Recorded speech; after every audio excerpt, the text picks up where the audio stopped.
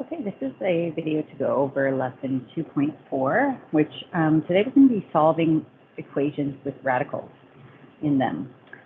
Before we start solving equations, we are going to just look at how we can solve an equation graphically, because some of you guys may not remember how to do that.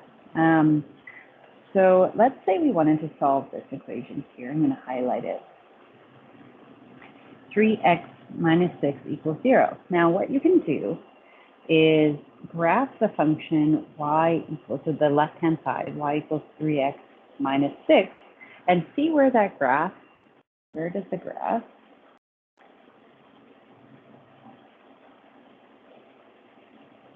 intersect with y equals 0, since we want it to equal 0. So what you would do is graph that function, which is shown right here. I'm going to just highlight it here. And we can look at the graph y equals 0, which is just this x-axis here where all the y values are 0, and we can find the solution right there.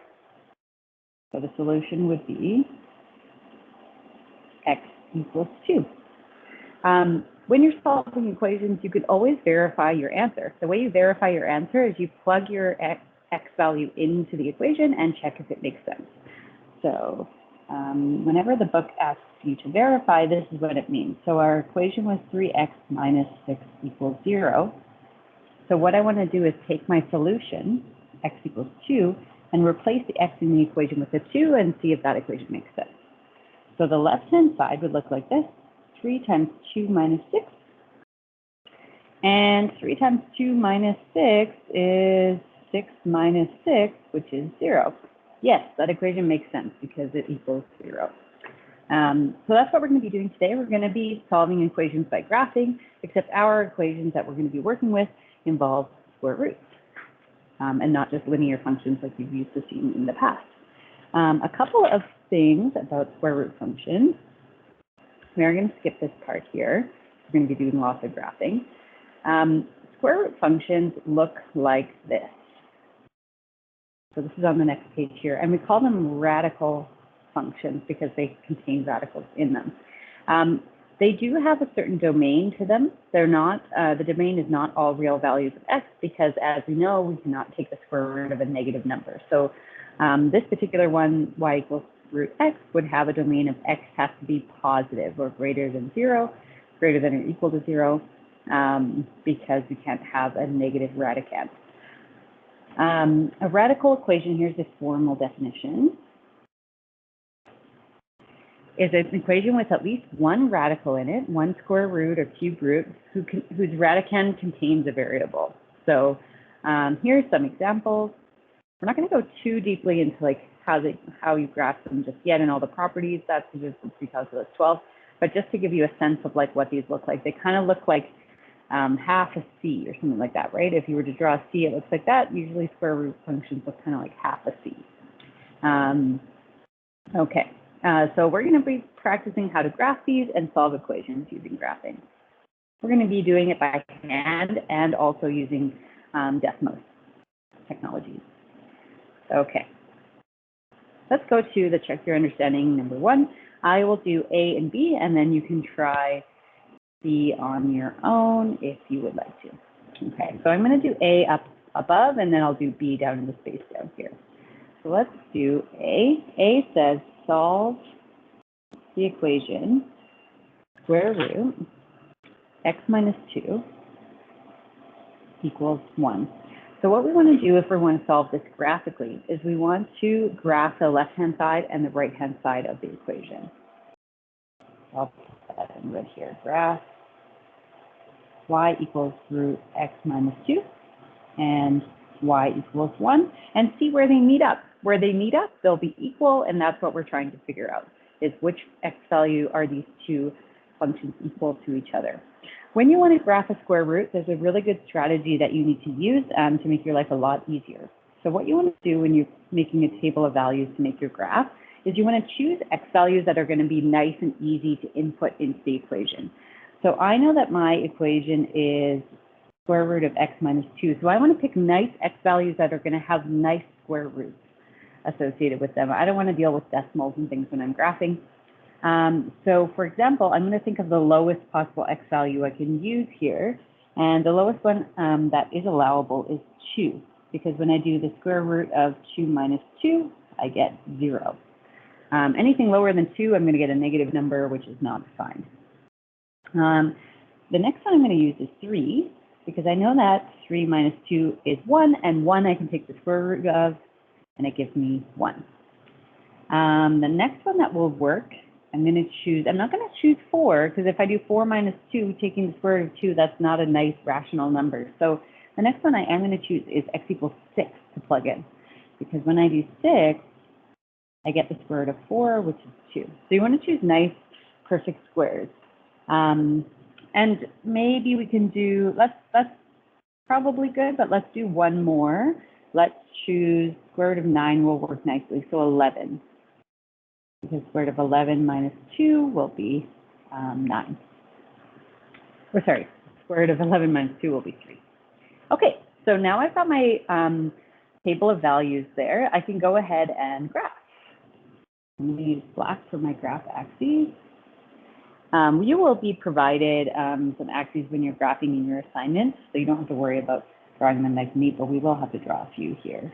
The book doesn't provide them.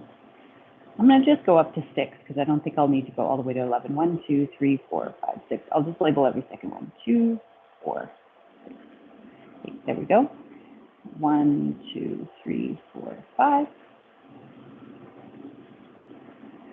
I don't have any negative numbers on my graph, so I'm not going to bother, but you can add in some lines here like that if you want. Okay, so first thing I'm going to do is graph this guy here. That was this table of values. So I'm just going to plot those points, and I'll do this in blue. So 2, 0, that's right here. 3, 1, that's right here. 6, 2, and we can draw the graph like that. It should look like half a C. Okay, and then the other graph we're going to do, so that one was y equals square root of x minus 2. The other one we're going to graph is y equals 1. That one was here. I'll do this one in blue. Y equals 1 just looks like a flat line where all the y values are 1. So it just looks like this. 1, 1, 1, 1, 1, 1, 1, 1, 1. All the y values are 1. It's just this horizontal flat line at 1. My hand's a bit shaky there. There we go. And we can see right away where the solution is. It's right here. X equals 3. X equals 3, y equals 1. And we can verify our solution. We can plug in. I'll verify in green here. So we want to make sure the left-hand side equals the right-hand side. So the left-hand side of my original equation was square root of x minus 2. When I plug in my solution of x equals 3, it'll be square root of 3 minus 2, which is 1. And the right-hand side of my equation was just simply 1, and these two match. So we're good to go. That means my equation works, that my solution is correct. Okay. Let's go to a more complicated radical function, radical equation here. And we're going to solve b. Now, when it looks like this and there's a radical plus some other stuff on the left-hand side, what you want to do first here is isolate the radical. That's just going to make it easier to create your table of values and choose nice x values, strategic x values. So what you can do to isolate the radical is just move the x to the other side by simply subtracting. In algebra, we're allowed to do, as long as we do the same thing to the left-hand side of the equation as we do to the right, we haven't changed the equation at all. So we've just moved the x to the other side, and now it's going to be a little bit easier to solve this problem. Okay, so the strategy is going to be, we want to see where the left-hand side equals the right-hand side. So I'm going to graph both of those equations and see where they meet up. So we're going to graph y equals square root of 3x plus 1, and we're going to graph y equals 9 minus x. Okay, so this time I'm going to have two graphs, and the second graph is not going to be just a horizontal line this time. It's going to be a more complicated function. Okay, so let's make our table of values just like we did before, and we want to choose our x values strategically. So 3x plus 1 square root. The smallest x value I can think of that will work fairly nicely here is 0, because when I plug in 0 into that equation, so I'm doing this one right now, I get square root of 1, which is 1. If I did negative a third, I'd get 0, but I don't want to deal with fractions with decimals, so I'm going to keep it to nice integer numbers. The next one I can plug in and think of that will work nicely would be x equals 1, because that would create the square root of 4, which is 2. And the next one that will work nicely, I think, is 5, because the square root of 3 times 5 plus 1 would be square root of 16, which is 4. And then finally, you could also do 8. Square root of 3 times 8 plus 1 would be 5. So we want to pick x values that make nice even square roots. If you mess up and pick the wrong one and you get a decimal, just erase it and try another one. Okay. Now for this one, I'm also going to create a table of values for my second function, because it's not just simply a horizontal line like it was before. And I'm going to use the same x values. I'm going to write that. Use the same x values. We don't have to choose our x values strategically here, so it doesn't really matter which x values I choose to make my table of values, but I might as well use the same ones so that we can see where the graphs meet up. So when I plug in 0 into 9 minus x, I get 9, and then I'll get 8, 4, and 1. Okay, so that's the blue one. And now I'm going to graph both of these tables of values on the same xy coordinate grid. I only have positive numbers, so I'm not going to focus too much on the negative. I'll go all the way up to 8. 1, 2, 3, 4, 5, 7, 8. 1, 2, 3, 4, 5, 6, 7, 8, 9. I'll label every second one just to save a little time. Okay, so first I'll graph the yellow one. So 0, 1 is right here. 1, 2 is right here. 5, 4, 8, 5. So it should look like half a C. It does. Okay. And then my other one, 9, 0, or 0, 9, sorry, 1, 8, 5, 4. Oh, look, there we go. There's a solution. And 8, 1. Oops. Somehow the eraser came up there. Oh, no. There we go. Okay, so the blue one is the y equals 9 minus x line. And the yellow one is the y equals cube root of 3x plus 1 line. And I just graphed it based on the table of values and drew the line through. Now I can see where my solution is. It's where they're going to be equal. So it's where they meet up, right here. And that happens at y equals 5, or x equals 5. We're trying to find the x value here, not the y value, because the equation has only x in it. So we're trying to solve for x. So they both equal 4 at that point, but what we care about is the x value there. So that's my solution, and you can always verify. You would plug in the left-hand side, which is square root of 3x plus 1, and I want to check that's what 5 equals. Equals root 16 equals 4. And then the right-hand side of the equation originally was 9 minus x.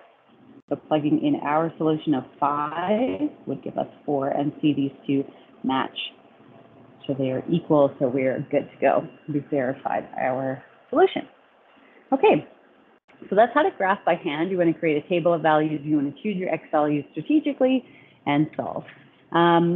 Sometimes that is a little bit slow, and sometimes it's hard to think of those strategic x values. Like these ones worked out nicely to where our solution was a nice integer number, but sometimes that's not the case, and you want to use technology to solve instead. So I'm going to show you how to do that next in Check Your Understanding number 2.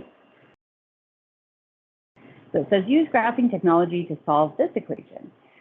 So I'm going to show you how to do this in Desmos. If you have a graphing calculator, you could also use that, but Desmos is a really nice, free, intuitive, easy to use tool, so you should get used to using it. You can use it on a browser window. Just type desmos.com. I'll write that down, Desmos. Or it's a free app. Just type in Desmos in your app store, and you can download the graphing calculator for free. So what we're going to do is graph both of those just like before, except we're going to type it into the Desmos screen. So I've already got a Desmos screen all the way set up for us. And the equation that we were trying to solve was, well, I'll just write in here. I can flip back and forth. So we want to graph y equals 3 plus 4x, the left-hand side, and we want to graph y equals square root minus 2 minus 3x, the right-hand side, and see where they equal each other. So let's do that. Y equals 3 plus 4x. It's really easy. You just type it in. Desmos automatically graphs it for you. And then y equals. And if you want to see the square root, you can click this little button here, and there's some like default ones. You can click the square root. If you're using a keyboard, you can also type SQRT. See how I did that? SQR, and then as soon as I type the T, it's going to turn it into square root. So I've done so many of these, I can just remember that automatically. So I like to use that one. And you can type 2 minus 3 root. Okay, and we want to see where these two equal each other. Now, sometimes the graphs that you use, or like the scale of the graphs, are not going to be where you want it to be. In this case here, we can see where they meet up. And Desmos has a nice little feature where you can like click on important points of a graph, and they'll kind of highlight them for you.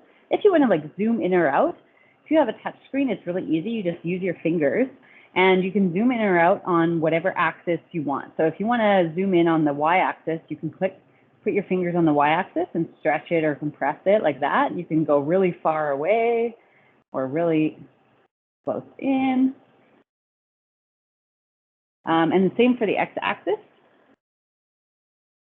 Take your two fingers and zoom in or zoom out. And then there's lots of other features here, but we won't focus on those. So again, we click here and we see that this is going to be an approximate solution, not exact, but it rounds it off to 2 decimal places here. So the x value is approximately negative 0.32. I know that first number is the x value because when you have the coordinates of a point, x is always listed first and then y. So I'm just going to take this photo, a little snapshot here, and put it in the notes. So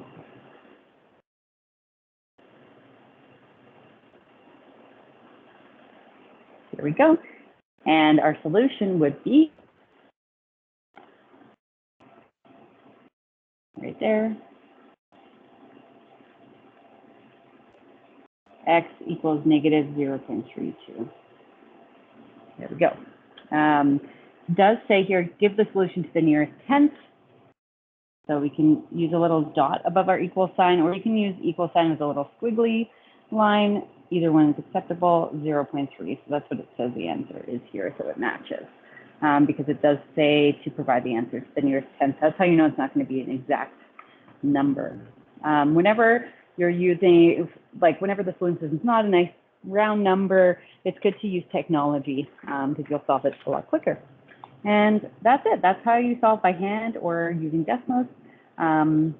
That's how you solve equations. So I'll stop the video now.